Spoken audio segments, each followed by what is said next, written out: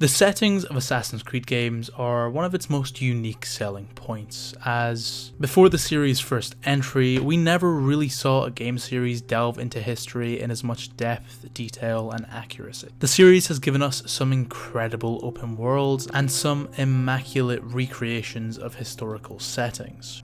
But which one is the best? And which one is the worst? That is the question that I am once again here to ask. Before we get into the video, please do hit like, and if you're new here, hit subscribe with post notifications turned on.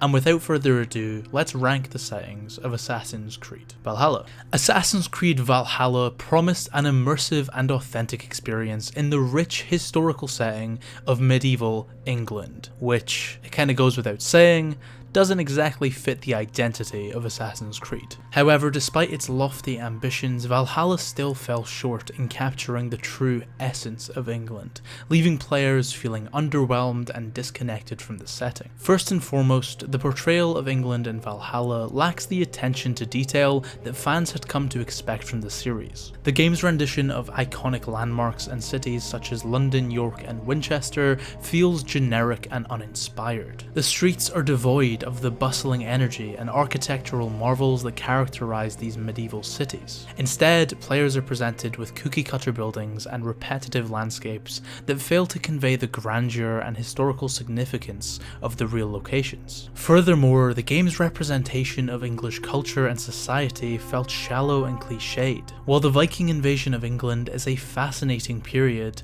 Valhalla reduced it to a simplistic clash between brutal raiders and noble English defenders. The complexities of the time were largely glossed over, leaving players with a fairly one-dimensional portrayal of the era. Moreover, Valhalla's depiction of the English people is disappointingly limited.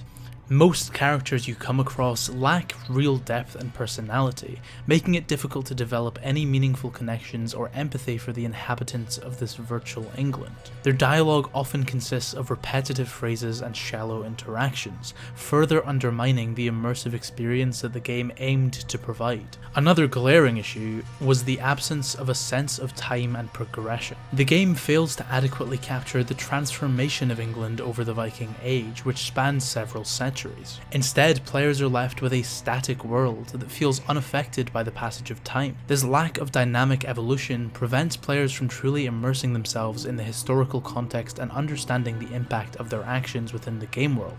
Valhalla attempted to transport players to medieval England, but it ultimately failed to deliver a captivating experience. And on top of that, the setting didn't fit the series' identity in the slightest. Syndicate. Assassin's Creed Syndicate's setting of London felt out of place with the overarching Assassin's Creed series. Firstly, the series had traditionally focused on exploring historical periods and events that were rich in political intrigue and ideological conflicts. And while Victorian-era London certainly had its share of social issues and class struggles, it lacked the grand-scale conflicts and historical significance that the series had often delved into, especially considering its antagonist was entirely made up. The shift to a more localized and narrow setting diminished the series' trademark exploration of major historical events and their impact on the world. Moreover, Assassin's Creed always was known for its emphasis on historical authenticity, but Syndicate's portrayal of Victorian London feels overly fictionalized and romanticized. The game takes liberties with the city's landmarks, historical figures,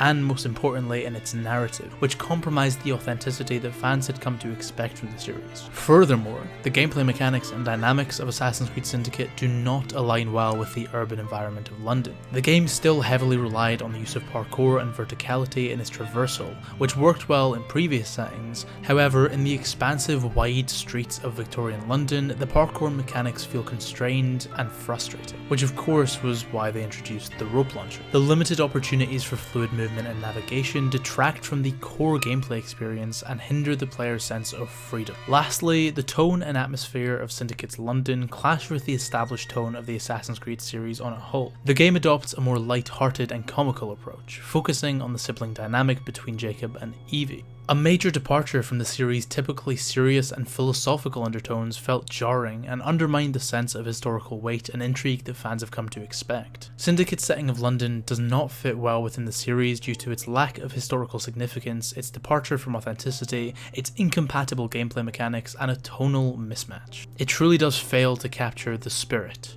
of the series, Black Flag. AC4 introduced the player to a vast and open world in the Caribbean, and while the idea of exploring the high seas and plundering as a pirate sounds enticing, the execution of this setting within the series felt underwhelming and once again disconnected from the series' core identity. Firstly, the focus on pirate life and naval combat overshadowed any meaningful exploration of the historical context, leaving players with a relatively shallow and superficial understanding of the era and failing to really integrate the Assassin-Templar conflict in well with the era. Furthermore, the Caribbean world in Black Flag lacks the urban environments and landmarks that become synonymous with the Assassin's Creed series. There is no traditionally beautiful recreated historical city, instead just small shantytowns that are severely lacking as immersive playgrounds for parkour or stealth-based gameplay.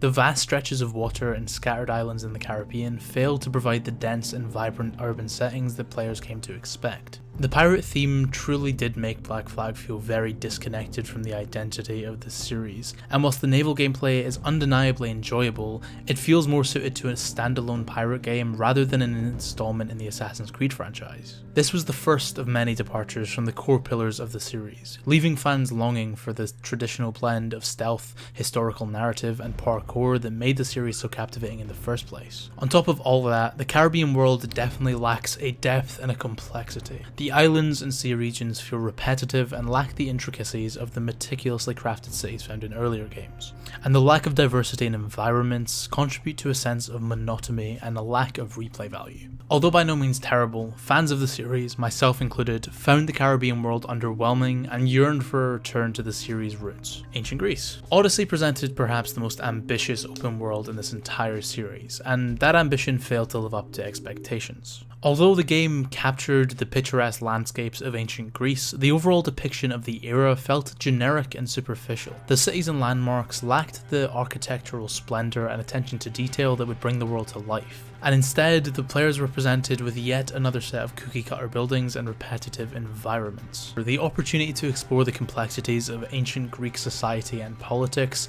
were kind of undone by the game's narrative and gameplay being so heavily influenced by Greek mythology. The emphasis on mythical creatures and legendary quests detracted from the historical authenticity and made the world feel more like a fantasy realm rather than an accurate portrayal of ancient Greece. Additionally, the vast open world of Odyssey at times feels empty and devoid of meaningful content. However, the size of the map is impressive.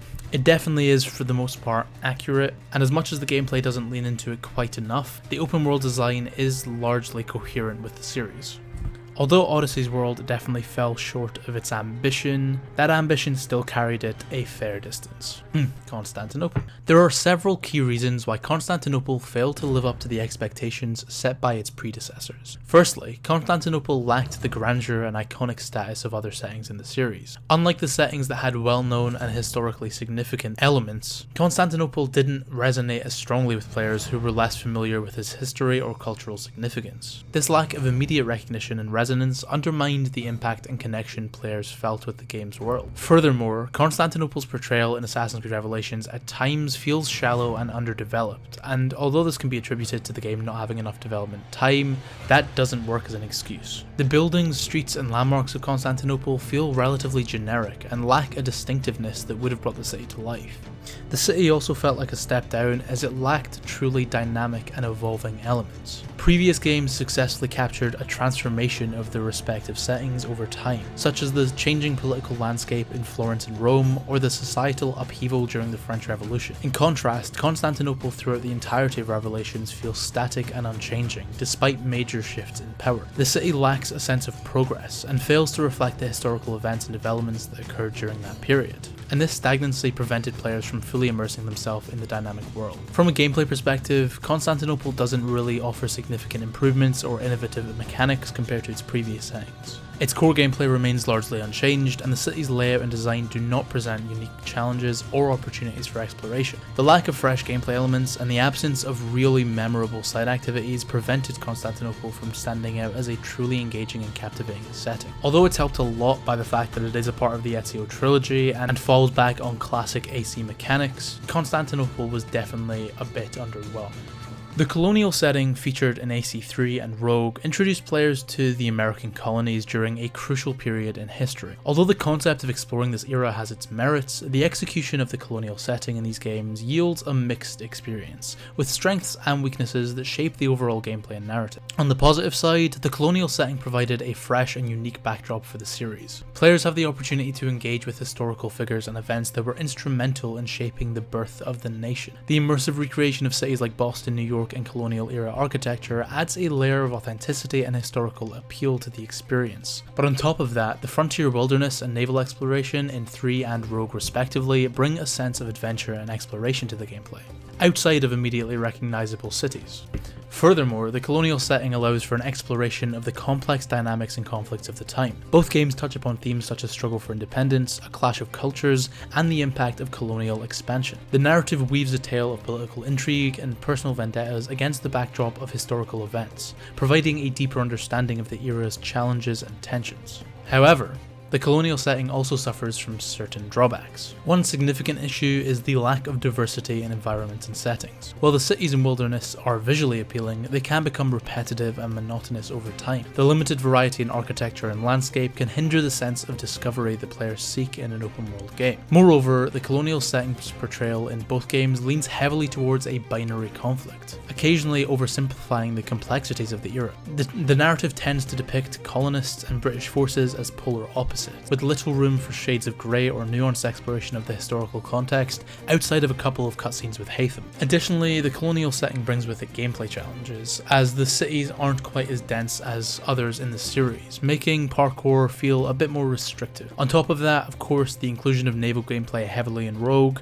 while enjoyable in itself, again overshadows the traditional Assassin's Creed gameplay elements. Although these games introduce fresh environments with historical authenticity and exploration opportunities, they also suffer from repetitiveness, oversimplified portrayals, and gameplay challenges. And although the setting definitely deserves appreciation, it wasn't quite done perfectly. Assassin's Creed Origins takes players on an unforgettable adventure throughout ancient Egypt, presenting a world that is visually stunning and immersive. It has an insane attention to detail with breathtaking landscapes and engaging gameplay. That meticulous attention to historical detail was vital to Origins standing out. The cities, monuments, and landmarks of the country are faithfully recreated, showcasing the architectural marvels of the time, from the towering pyramids of Giza to the bustling streets of Alexandria. The world feels authentic and transports players back to the ancient era flawlessly. The level of research and craftsmanship that went into bringing this world to life is commendable and adds a depth and immersiveness not found in many of the other games. The landscapes of Origins world are nothing short of breathtaking.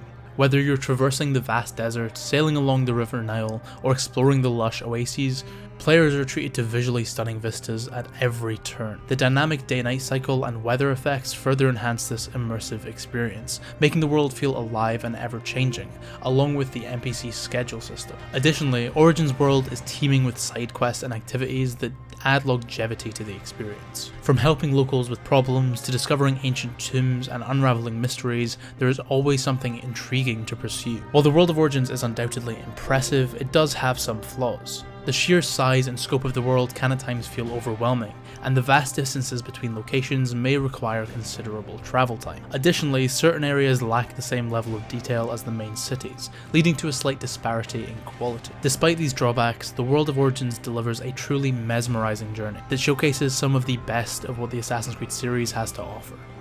AC Unity made a significant step forward for the Assassin's Creed series in terms of a world. The level of detail and immersion elevated the franchise to new heights, offering a level of realism and interactivity that had not been seen before in the series. But of course, like all things in Unity, this was kind of detracted by the fact that the game is entirely broken. First and foremost, Unity's one-to-one rendition of Paris was a visual masterpiece. The city was brought to life with stunning accuracy, whether it be the grand architecture, the intricate street layouts, or the bustling crowds, and I mean bustling.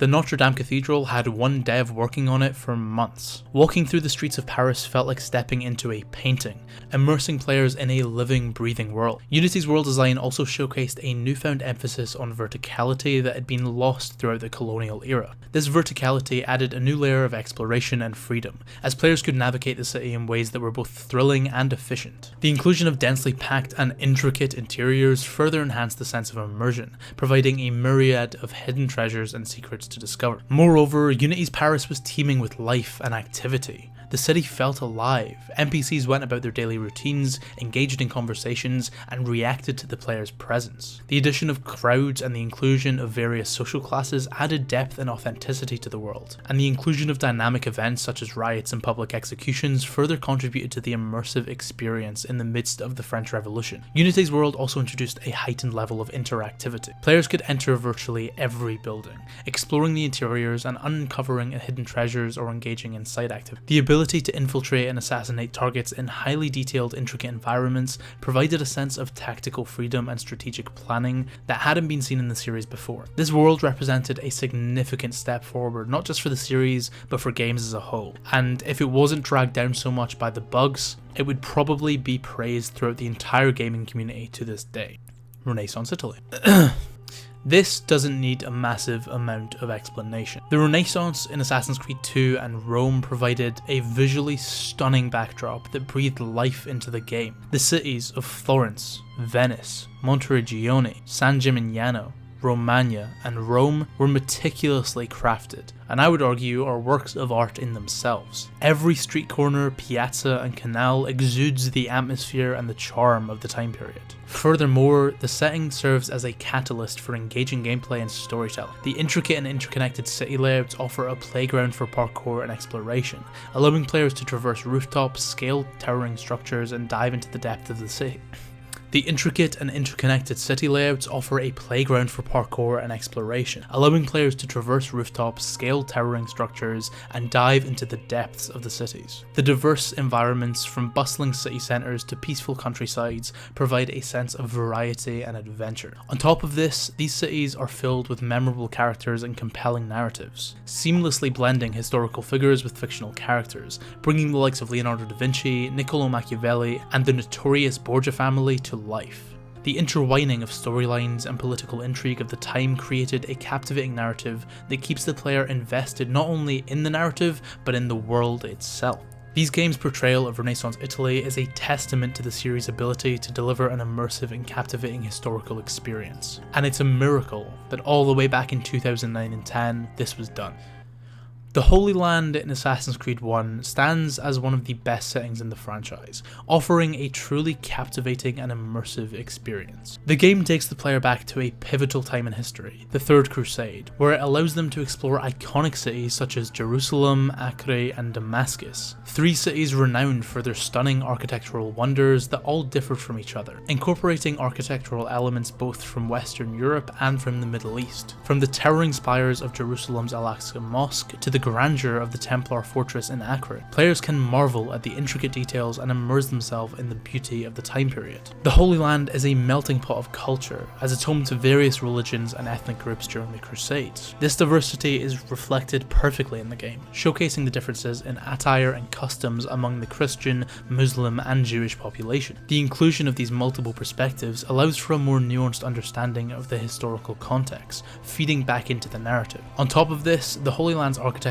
lends itself perfectly to the parkour gameplay that defined the first game and the series going forward. The labyrinth of rooftops provided an ideal playground for stealthy assassinations and breathtaking acrobatics, as players can truly seamlessly traverse the urban landscape, with a parkour opportunity literally around every corner. Perhaps what this setting did best though was creating an atmospheric ambience that immersed the player in the time period and in the assassin fantasy. From the hauntingly beautiful chants echoing through the streets to the bustling marketplaces filled with vibrant sounds and scents, every aspect is meticulously crafted to transport players back in time. Even the color grading of each city differentiates them, and in certain situations makes them feel like characters in themselves. The feeling of being an assassin in a city out to murder you is captured beautifully. And personally, I would say this is done best in Acre, where there is a constant feeling of suffering surrounding the player all the time. The Holy Land also presented a perfectly morally complex backdrop for the Assassin-Templar conflict. The game explored the grey areas of the conflict, raising questions about the justifications behind the actions of both sides, an idea which also fed directly into the modern day of the game. This moral ambiguity added a depth to the narrative and forced the player to question their own beliefs and allegiances,